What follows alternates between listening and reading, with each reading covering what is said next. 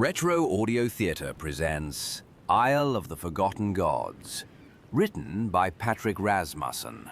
Chapter 1. The Storm and the Shore. The sea roared, the Seahawk shattered. Men vanished beneath black waves. But four endured, not by mercy, but by grit. They hit the sand like broken cargo. Garran Holt, the scarred sellsword, staggered up first, sword dragging behind him. He spat seawater and growled, "If the sea wanted me dead, it should have tried harder." Aranthos the Gray limped after, robes plastered to his frame, staff clutched like driftwood. His beard dripped seawater, his eyes gleamed with mischief. It tried, Garran. I believe the storm lost the argument. Selene of Ashvale crawled ashore, coughing brine, cloak torn to ribbons. She pressed a hand to her chest, whispered a prayer, then looked up at the others with a smile as sharp as steel. If either of you joke about my swimming, I'll let the tide finish the job. Kieran Vey collapsed beside her, dagger still in hand, laughing between coughs. Next time, Selene, maybe ask your god for a lifeboat. That drew rough laughter from Garran. Even Selene's smirk survived. They had nearly drowned, but here they were, together. The laughter faltered when they turned. The jungle loomed just beyond the beach. Dense, towering, alive with unseen things. Roots twisted like spears, vines hung like nooses. Watching over it stood stone idols, their faces worn by centuries, their eyes glowing faint in the storm light. Selene's voice dropped. There, staring. Good, Garran muttered, planting his sword. They can stare all they want. I've stared down worse. Lightning split the sky, illuminating a step pyramid rising above the canopy. And carved into the cliffs beside it, they saw it. An ancient wall of smooth stone, too perfect to be natural, too strange to be ignored. Aranthos grinned, water streaming from his beard. Well, my friends, it seems the island has secrets, and it seems we've been chosen to discover them. Kieran groaned, rolling to his feet. Chosen? I was hoping for breakfast. Selene brushed sand from her cloak, eyes narrowing. Whatever this place is, it's not chance we're here. But if we're going to survive, we do it the same way we always have. Together. The storm faded, the jungle waited, and the four survivors stood shoulder to shoulder, daring it to try them. The island had kept its secrets for centuries. Tonight, it had new intruders. Chapter 2. The Jungle Calls. The jungle seemed to swallow the four of them whole. Each step was a fight. Roots clutched at boots, vines scraped skin, insects bit with hungry persistence. The air was thick, sweet with rot, heavy as a wet cloak. Perfect place for a holiday, Garran muttered, chopping through a curtain of vines. If you like sweating yourself to death. Kieran slipped ahead, light on his feet, blade loose in his grip. Cheer up, big man. Maybe the island's hiding a tavern just around the bend. We really should start packing ale. And wine too, of course, winking at Selene. Aranthos smirked. brushing moss from a carved stone. Strange glyphs spiraled across its face, worn by centuries. Ah, yes, a tavern built for gods.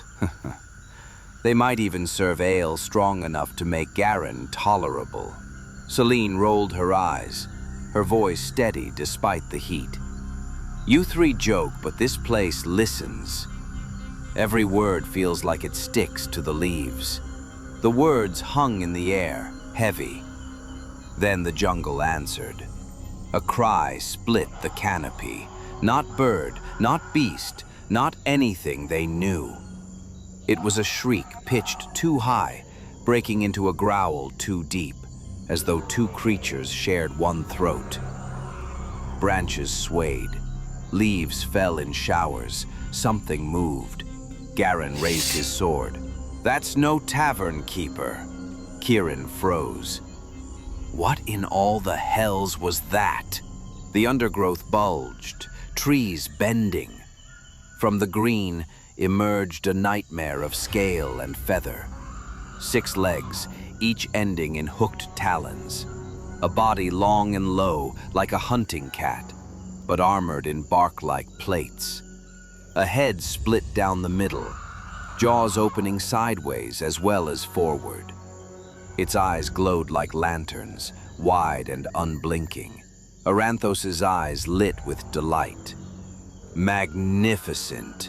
Absolutely magnificent. Celine gripped her holy symbol tighter.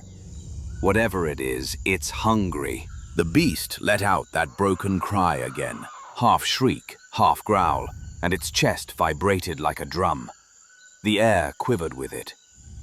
Kieran swallowed. I'm voting we call it a night and find another island. Garran stepped forward, planting his boots in the muck. Too late. It found us. The creature lunged, 6 limbs tearing up earth, its sideways jaws snapping shut with a sound like breaking bone. And the 4 survivors moved as one. Steel sang, prayers rose, fire sparked. Laughter echoed, sharp and defiant. The storm had tested them. Now the jungle had sent its champion, and the island had learned they would not break easily.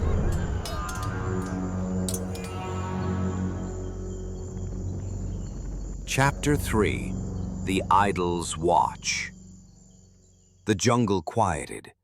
The beast melted back into the shadows, beaten, wounded, and burned, leaving claw marks in the earth and tension in the air. Garran wiped his blade on a fern, still glaring at the brush. It may be back, he muttered. Good, Aranthos said, leaning on his staff with a grin. I'd like a second look. Magnificent creature. Magnificent? Kieran snorted, still catching his breath. It nearly made breakfast of me. I'm not magnificent when I'm half digested. Selene pressed a hand to his shoulder, her white cloak streaked with mud. And yet you live. Perhaps. Try being grateful before your next joke, my friend. Kieran grinned. I'm alive. That's the joke. They pushed onward, deeper into the green. The canopy thickened, shutting out the sky. Every path felt wrong, like the jungle itself shifted behind them. Then the trees parted. Before them stretched a clearing dominated by stone faces, idols as tall as towers, their mouths open as if to speak. Vines spilled from their lips, moss hung like beards. Their eyes glowed faint orange in the dim light, fixed on the intruders. Selene froze, clutching her holy symbol. These aren't carvings. They're guardians, Garran spat. They're rocks with bad manners. I've fought worse. Kieran tilted his head, watching one idol's glow flicker. Rocks don't usually breathe. Aranthos stepped forward, ignoring their protests. He traced the glyphs at the base of a cracked idol, voice low. This isn't worship. It's warning. The ground trembled. Birds exploded from the canopy.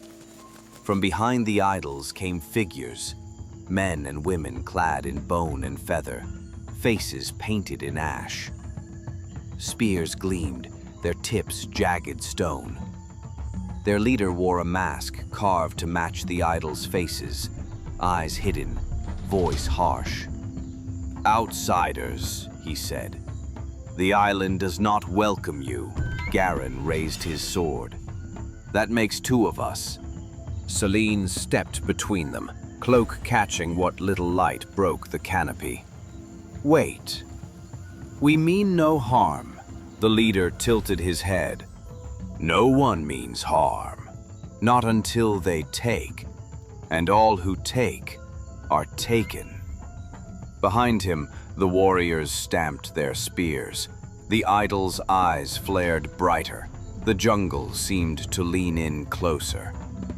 Aranthos whispered, excitement trembling in his voice. "Magnificent!" Kiran groaned. "We're going to die because the old man thinks everything's magnificent." Garran tightened his grip, ready for the charge. Selene raised her symbol, ready for peace or for fire. The idols watched, the jungle held its breath, and the island decided whether to kill them or claim them.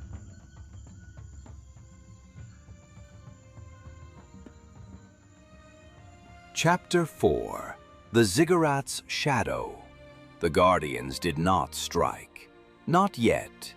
With hollow eyes fixed on the intruders, they melted back into the vines, leaving the clearing empty, but for the stone faces. The silence they left behind was heavier than battle. Aranthos finally exhaled, leaning on his staff. Remarkable. Bound to the idols, they obeyed some command we did not hear. Good, Garran muttered, sliding his sword across his back. Means we live another hour. Let's not waste it. They pushed deeper, the ground rising beneath their boots. The jungle thinned, giving way to broken stone, fallen walls half swallowed by roots, stairways cracked and twisted by centuries. Birds shrieked from the canopy and fled as they climbed. At last, they saw it. The ziggurat. Black stone rising above the canopy. Its steps steep, its crown hidden in storm cloud. Each block was massive, fitted so tight no vine could pry between. The air around it was different, heavier, colder, tasting of copper and ash. Kiran whistled low. That's no temple. That's a tomb with delusions of grandeur. Selene pressed her cloak closer, whispering, her voice hushed. No, it's older than a tomb. This is a place of offering. The stairs yawned upward, daring them. Finally, Garran said. Something worth climbing. The ascent was brutal. Each step higher thinned the air, made their muscles ache, made their hearts pound harder than the climb should allow. Sweat stung their eyes, cloaks dragged like anchors. At the halfway point, they stopped. Not because they wished to, but because the wall beside them had shifted. A carving stretched across its face. Not glyphs, not warnings. Figures. Dozens of them, carved in perfect detail, their faces twisted in pain, hands bound, heads tilted toward the heavens. Selene touched the stone, her lips pale. Sacrifice. Kiran's dagger scraped the surface. Not drawings. These are too real. Aranthos's eyes narrowed. Not carved. Captured. The figure's eyes gleamed faint orange, just like the idols. The wall exhaled. For a moment, the adventurers felt breath, cold, stale, spill across their faces. Garran ripped Selene back, sword in hand. Enough of this! Walls that breathe aren't walls. They're traps. But the wall did not strike. It only watched, its stone prisoners writhing faintly, as if still caught between life and death. They pressed on, faster now, the ziggurat's crown pulling them like a magnet. At last they reached the summit. The plateau was bare but for a single altar, carved from the same black stone, its surface streaked with dark stains too deep to be rain. Around it lay offerings, rusted blades, broken idols, feathers, bones. The wind keened, tugging at their cloaks. Selene whispered, trembling voice trembling despite herself. This is where they gave them up. Flesh, blood, souls, all to the god.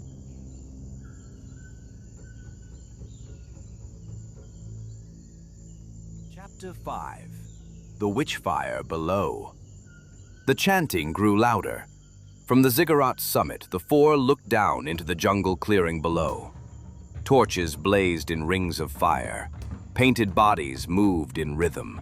Dozens of guardians gathered, stamping their feet and slamming spears into the earth. The sound rolled like thunder, shaking the stone beneath their boots. Selene's knuckles whitened on her holy symbol. This is no ceremony of peace. No, Aranthos whispered, eyes gleaming. It's a summoning. Kirin muttered, always is. Why can't we ever stumble on a festival with ale and dancing girls? At the center of the gathering, beneath the looming idols, a figure stepped forward. Not masked like the others. Her face was bare, painted white as bone, her eyes rimmed in black. She carried a staff carved with jagged runes that writhed as if alive. Her cloak was stitched from feathers, and her voice cut above the chanting like steel through silk. Garran. The witch. Her arms spread wide, and the torches flared higher, green fire twisting upward like snakes. The crowd fell silent as she spoke, her words harsh, guttural, yet carrying weight, even to ears that did not know the tongue. She calls the island itself, Aranthos breathed. The gods bound here, forgotten, but not gone. The ground at the altar cracked. Smoke hissed from the seams, glowing faint with the same orange fire as the idol's eyes. The four felt it in their bones, the air pulled tight, the world holding its breath. Enough, Garran growled, drawing his sword. We break it now. Selene grabbed his arm. If we rush, we die. Then give me another choice. Kirin slid into a crouch, eyes darting. We wait. Watch. Then cut their throat when it matters most.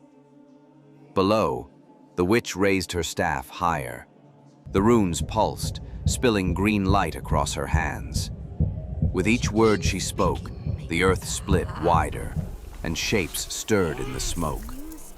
Long arms, clawed hands, forms half-born of ash and fire. The guardians dropped to their knees, foreheads pressed to dirt. Selene whispered a prayer, but her god's name felt thin against the storm building beneath them. Magnificent, Aranthos murmured, leaning forward. Kirin yanked him back by the robe. Magnificent gets us killed. The first of the summoned things clawed its way free. A hulking shape of molten stone and vine. Its face a crude echo of the idols, its eyes burning like coals. The witch's laughter rose with the flames. The four exchanged a glance. Fear, yes, but also the familiar spark. They had survived storms, beasts, and guardians. This was worse, which meant, as always, they would face it together. Garran lifted his sword. No more waiting. Seleni's voice steadied. Then we stand. Kieran grinned, despite himself. Better than dying of boredom. Aranthos slammed his staff to stone, sparks leaping. At last! The ziggurat shook as the witchfire spread, her voice echoing across the island. The cult had revealed itself. The gods had stirred, and the island prepared to claim its new sacrifices.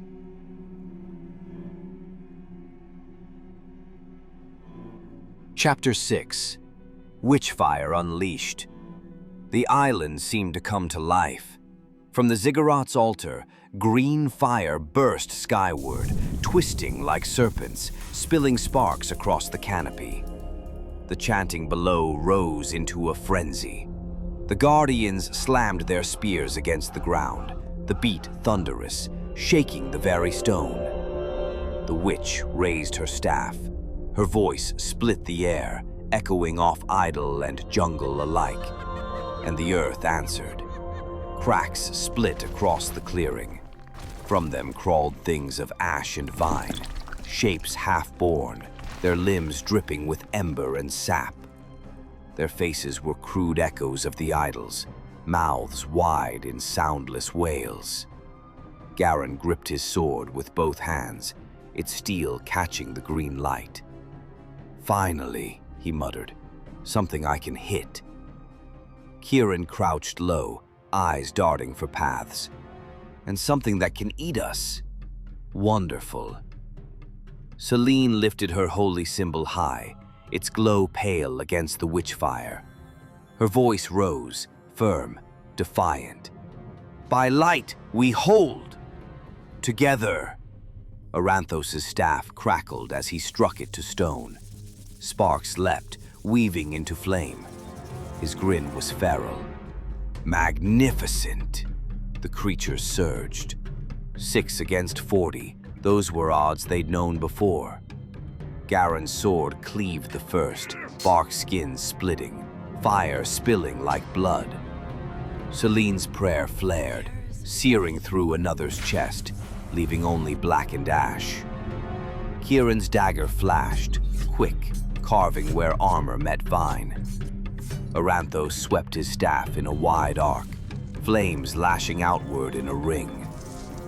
The witch screamed, not in pain but triumph.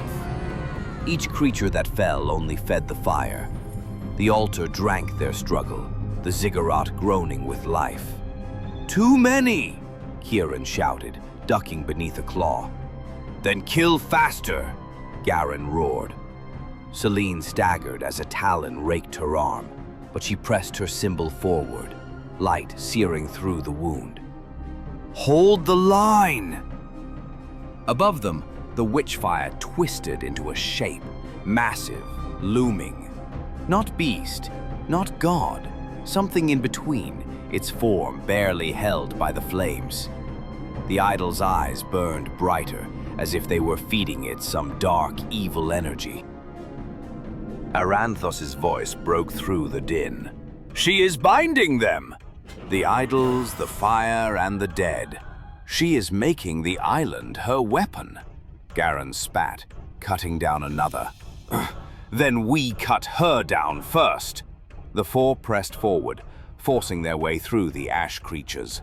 The witch's laughter cut above the storm, her staff glowing brighter, runes writhing like snakes across its shaft. She raised it high, green lightning gathering.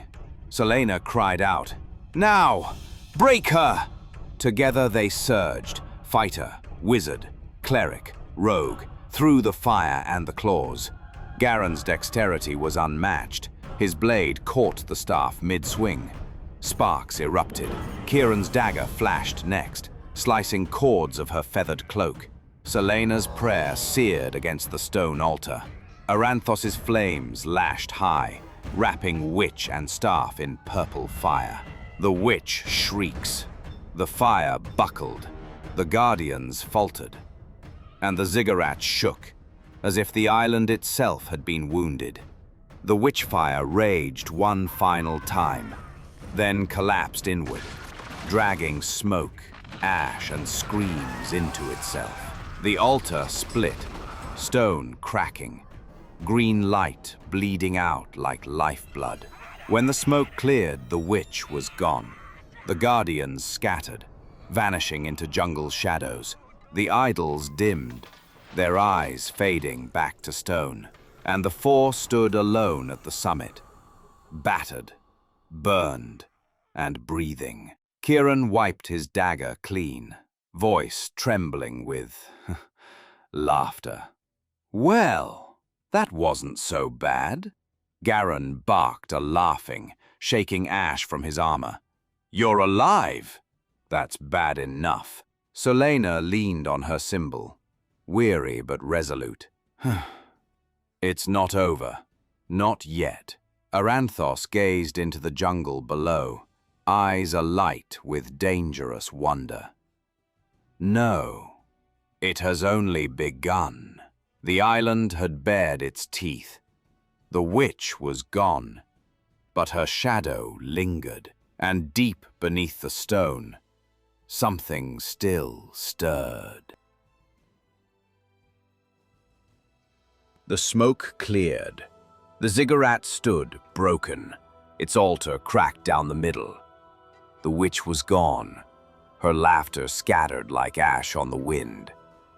The guardians had melted into the jungle, their spears abandoned in the dirt. For the first time since the storm, silence covered the island. The four stood at the summit, bloodied but unbowed. Garran planted his sword in the stone, leaning on it with a weary grin. Well, that was a fight worth remembering. Kieran flopped onto a step, dagger dangling loosely. If I live to drink again, I'll make sure the tavern girls hear how I slew 20 monsters with one hand tied. 20? More like 2, and you screamed through both. Selene lowered her holy symbol, breath slow, steady. She gave them both a smile, tired but warm. Alive is alive. That's miracle enough. Aranthos leaned on his staff, eyes scanning the jungle below. No, not miracle. Balance. The witch was only one voice in the chorus. The island is not finished, Kieran groaned. Ugh, always a prophet of doom, old man. Can't you just say well done once? The wizard's grin was sharp. Well done, for now. They began the long descent, each step heavier than the last. The jungle no longer pressed with menace, but with mystery. Idols stared from the shadows, their eyes dimmed but not blind. Somewhere, in caves below or roots deep, the island still kept its secrets. When they reached the shore, the wreck of the Seahawk waited like a tomb. The waves whispered, drawing the tide back to sea. Looks like we're stranded, Garran said. Looks like we're alive, Selene corrected. Looks like I need a drink, Kieran sighed. Aranthos only smiled, staring at the horizon. And looks like the world will not leave us waiting long. A sail appeared on the horizon. Rescue? Or another trap? Garran wanted to hail it. Selene wanted to prey on it. Kieran wanted to rob it. And Aranthos only laughed. Fate loves us too much to let us go. Well, Garran said, grab that crab, Kieran. I'm hungry. The old friends chuckled, and the ship turned toward them. Weeks later, in a tavern heavy with smoke and laughter, the four sat together again. Tankards clashed, stories flowed, and for the first time in months, they felt like themselves. Garran boasted of battles. Selena reminded him who had kept him breathing. Garran spun his tail to a pair of wide-eyed barmaids, his hands carving the air in dramatized gestures. Aranthos merely sipped, eyes twinkling at the embellishments. The tavern door opened, but it was no hooded stranger. The man who entered was dressed in fine foreign silks, his skin weathered by a different sun, his boots caked in red dust. At his belt hung not a sword, but an odd instrument, part compass, part astrolabe, its needles spinning in slow circles of their own accord. His eyes glowed faintly with a color that was not natural, too sharp, too knowing. He did not scan the room. He walked straight to their table, as though he had always known they'd be there. "You survived the Forgotten Gods," he said, his voice carrying an accent none of them recognized. "Good. You'll need that strength. There are other shores, and other powers stirring." The four exchanged a glance, equal parts dread, excitement, and inevitability. Garran leaned back, tankard in hand. "Stranger, you'd better be buying the next round." The man smiled. "For what comes next, I'll buy the whole cask." And so the next tale began.